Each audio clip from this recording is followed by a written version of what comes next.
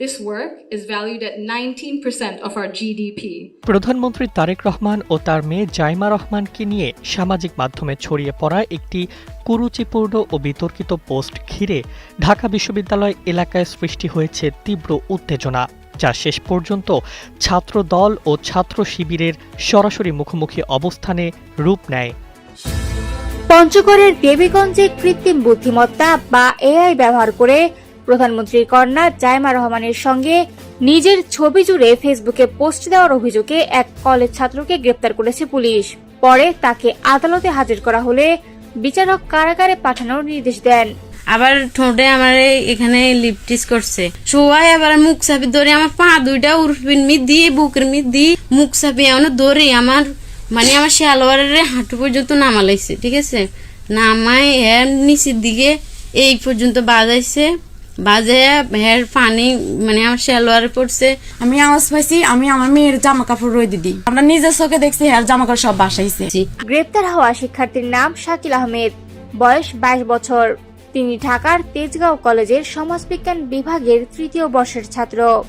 সামাজিক যোগাযোগ মাধ্যমে তিনি ছোট বাবু আহমেদ নামে একটি ফেসবুক অ্যাকাউন্ট পরিচালনা করতেন। পুলিশ জানায়, মঙ্গলবার শাকিল তার ফেসবুক আইডিতে এআই প্রযুক্তি ব্যবহার করে জাইমা রহমানের সঙ্গে নিজের একটি সম্পাদিত ছবি পোস্ট করেন। শুধু ছবি পোস্টেই থেমে থাকেননি, সেখানে তিনি তির্যক ও বিতর্কিত মন্তব্যও লেখেন বলে অভিযোগ উঠেছে। পোস্টটি দ্রুত সামাজিক যোগাযোগ মাধ্যমে ছড়িয়ে পড়ে এবং বিষয়টি নিয়ে এলাকা জুড়ে উত্তেজনা তৈরি হয়। স্থানীয় বিএনপি নেতাকর্মীরা বিষয়টি পুলিশের নজরে আনেন। এরপর বুধবার বিকেলে দেবীগঞ্জ উপজেলার ভাওলাগঞ্জ বাজার এলাকায় অভিযান চালিয়ে তাকে আটক করে পুলিশ। দেবীগঞ্জ থানার ভারপ্রাপ্ত কর্মকর্তা সেলিম মালিক জানান, প্রাথমিক তদন্তে অভিযোগের সত্যতা পাওয়া গেছে এবং ফেসবুক পোস্টটি ঘিরে জনমনে ব্যাপক প্রতিক্রিয়া সৃষ্টি হয়েছিল। এই ঘটনায় চিলাহাটি ইউনিয়ন বিএনপির যুগ্ম আহ্বায়ক মোস্তাফিজুর রহমান সম্রাট বাদী হয়ে শাকিলের বিরুদ্ধে সাইবার সুরক্ষা আইনে মামলা দায়ের করেন। বৃহস্পতিবার তাকে পঞ্চগড়ের হাকিম আদালতে হাজির করা হলে বিচারক মোহাম্মদ। প্রিয় দর্শক, দুদিন আগ থেকেই যেভাবে ভয়ঙ্করভাবে ছড়িয়েছে মহামারী, সেটা হলো তারেক রহমানের মেয়ে জাইমা রহমানকে নিয়ে নানান বিতর্কিত মন্তব্য এবং পোস্ট করেছে বিভিন্ন মহল থেকে, আর সেটা নিয়ে রাজনীতির এক চূড়ান্ত পর্যায়ে চলে গিয়েছে।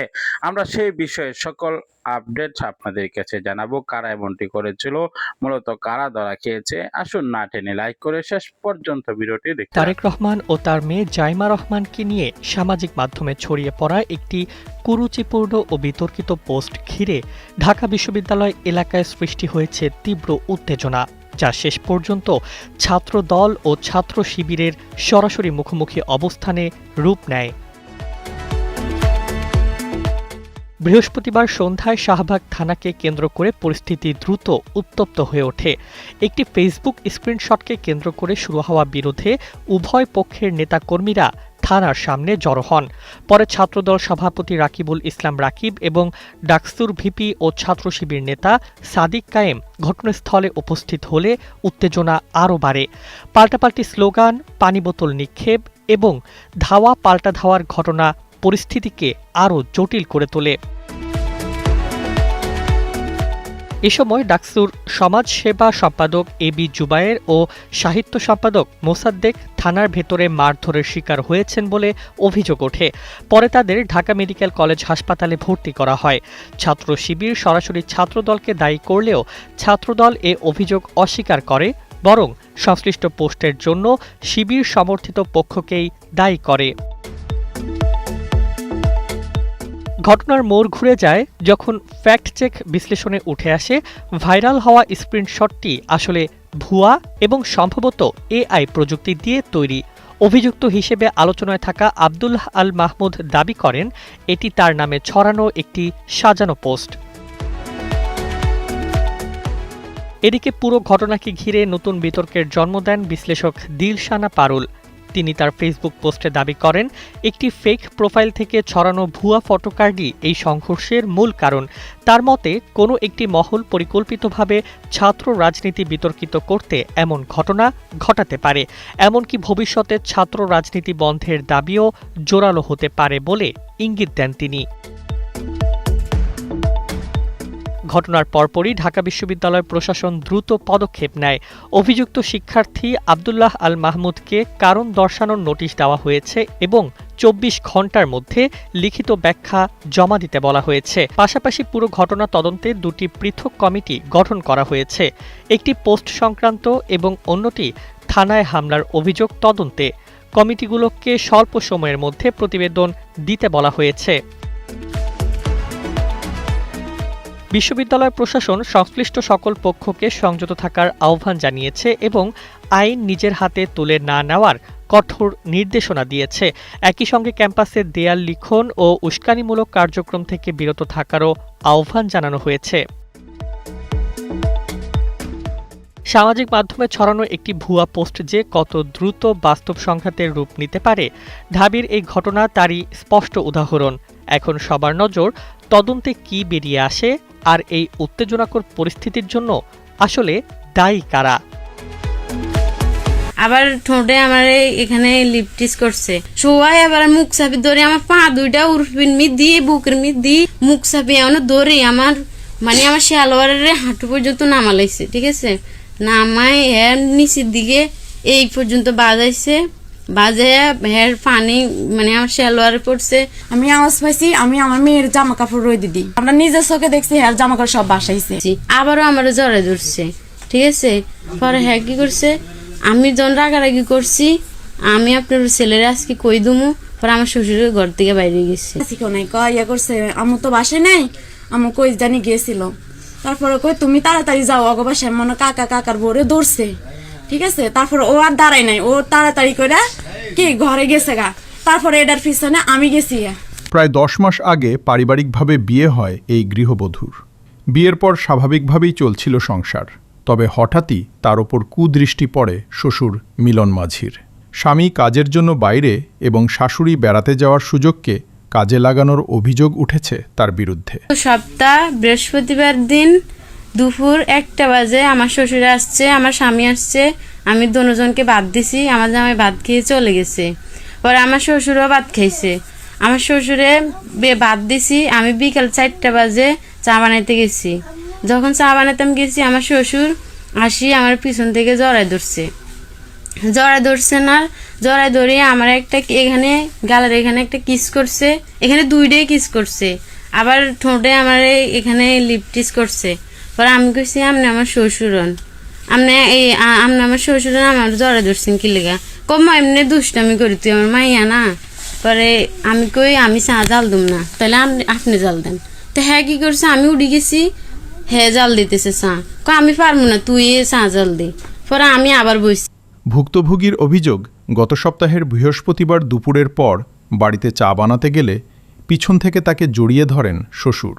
শরীরের বিভিন্ন স্থানে স্পর্শ করেন এবং একাধিকবার চুম্বন করেন বলেও দাবি তার।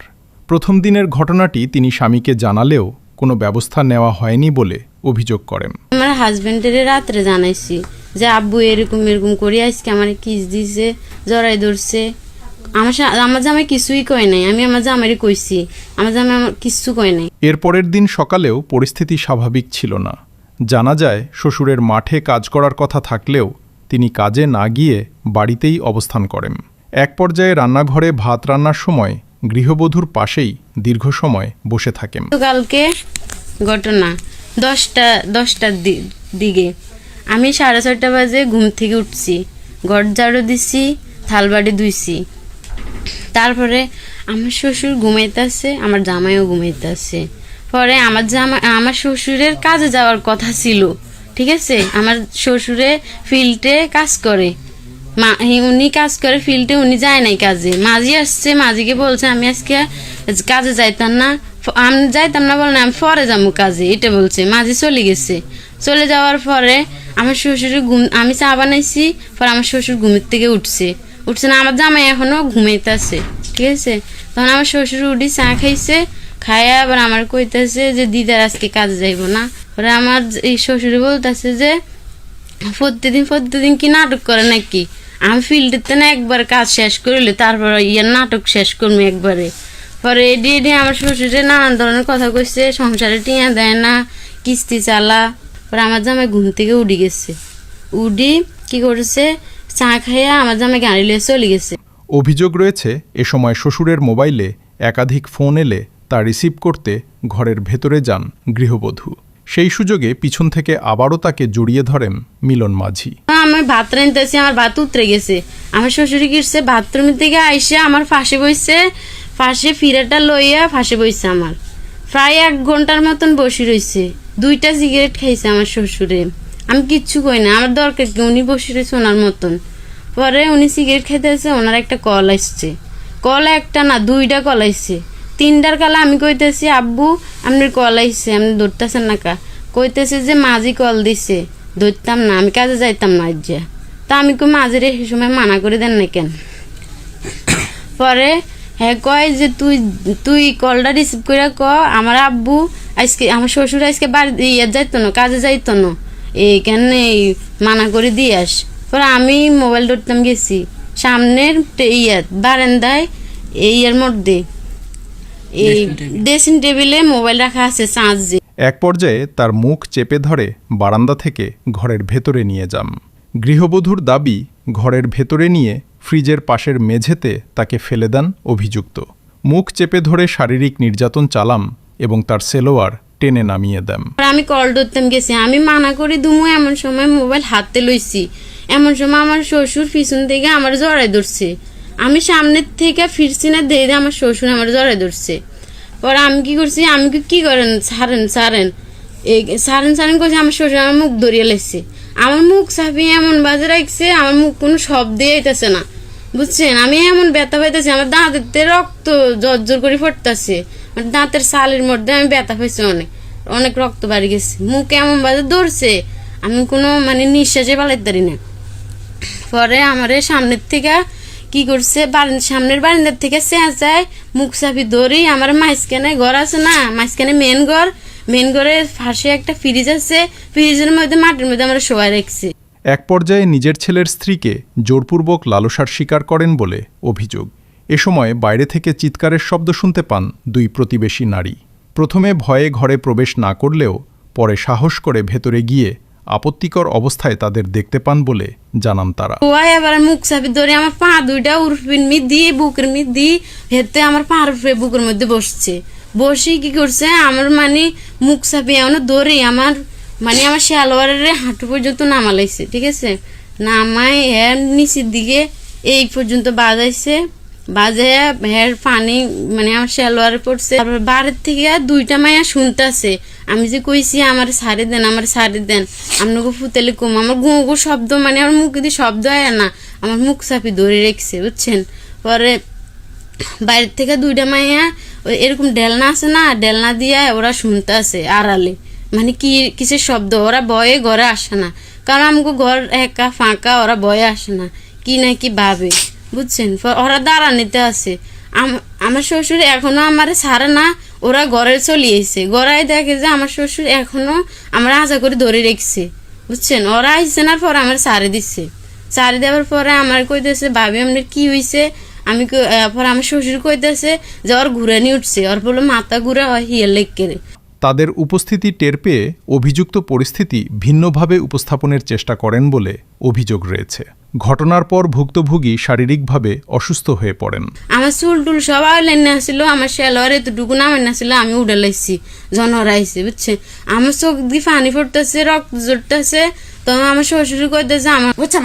আমি আওয়াজ পাইছি, আমি আমার মেয়ের জামা কাপড় রয়ে দিদি হ্যার পরে যাই। আমি মানে ভয়ে এদিকেও তাকাই, আমার শাশুড়ি ডাকে না লাই, ওদিকেও তাকাই, বুঝছেন? হ্যার পরে ও ডাকতেছে আমার বাঁচাও, কেউ আছে আমার বাঁচাও, খালি কইতেছে চুপ কর তোর কে আইব বাঁচাইতে, বুঝছেন?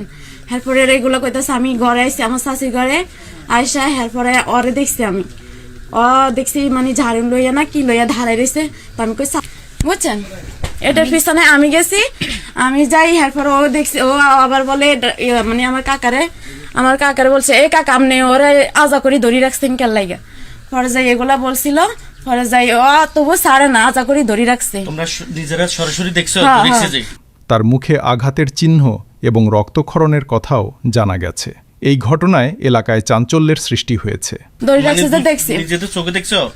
জি আমি গেছি, আমি এরপরে চলে ও গেছি, গে- আমি আর ও- ধারাইনি। আচ্ছা ও বলুক, তারপর তুমি বলিও। এরপরে যাই আমি পর্দা উল্টাই চাইছেন আমার কাকা মানে হিয়ানে দাঁড়ায় রয়েছে আর মানে আমার ভাবি ফ্যান উড়াইতেছে, নিচে ফ্যান আসছিল তো ফ্যান এটা উড়েছে, আমার ভাবি নিশারা দিতেছে মানে হ্যাঁ কথা কইতে পারে না, হুঁকি দিয়ে রক্ত যাইতেছে এখান দিয়ে, ঠিক আছে রক্ত যাইতেছে, হ্যাঁ মানে ঘুরি মানে গা কাফে, হ্যাঁ সকাল থেকে কিছু খায় না, 2টা বিস্কিট খাইছে আর কোনো কিছু খায় না। হ্যাঁ আবার আমার বলছিল যে আমি সকালে কিছু খাই না, আমি পারি না, ও আমার লগে অনেক জোর মানে জোর করছে, আমি মানে পারি না দিয়ে আমি তাড়াতাড়ি আমি করে ডাকছি, কেউ দেই হাসে না, ও আবার এগুলো বলে যে ইয়ে করছে আমি আমার কাম সারছি তুই যা মনে কর তা কর, আমাকে সামনে কইছে এগুলা, ঠিক আছে। তার শ্বশুর এই কথা বলছে হ্যাঁ হ্যাঁ যে আমার কাজ আমি কই সারছি, সেটা হচ্ছে আমার ভাবির মুখের কথা বুঝছেন, মানে হ্যাঁ রে কইছে। হ্যাঁ পরে আমার ভাবি আমাকে বলছে এমনি এমনি আবার আমাকে এগুলা দেখাইছে, কাফা দেখো তুমি এগুলো আমার কি অবস্থা করছে, তারপর আমরা নিজের চোখে দেখছি হ্যাঁ জামাকাপড় সব বাসাইছে। ভুক্তভোগী গৃহবধূ লম্পট শ্বশুরের দৃষ্টান্তমূলক শাস্তি দাবি করেছেন। তার ভাষ্য, ঘটনার সুষ্ঠু বিচার না হলে সমাজে এমন অপরাধ আরও বাড়বে। সম্পূর্ণ ভিডিওটি দেখলেন, বুঝতে পেরেছেন ভিডিওটি গুরুত্বপূর্ণ। আমরা বস্তুনিষ্ঠ সকল আপডেট এবং ব্রেকিং নিউজ আপনাদের মাঝে উপস্থাপনা করি। অবশ্যই আমাদের কোনো মন্তব্য, আমাদের ব্যক্তিগত কোনো তথ্য এবং কোনো রাজনৈতিক পক্ষ নিয়ে আমরা কোনো কথা বলি না। তাই নিরপেক্ষতার সহিত সবকিছু জানার জন্য আমাদের চ্যানেলটিকে সাবস্ক্রাইব করে নিন। দেখা হচ্ছে পরবর্তী ভিডিওতে। আসসালামু আলাইকুম ওয়া রাহমাতুল্লাহ।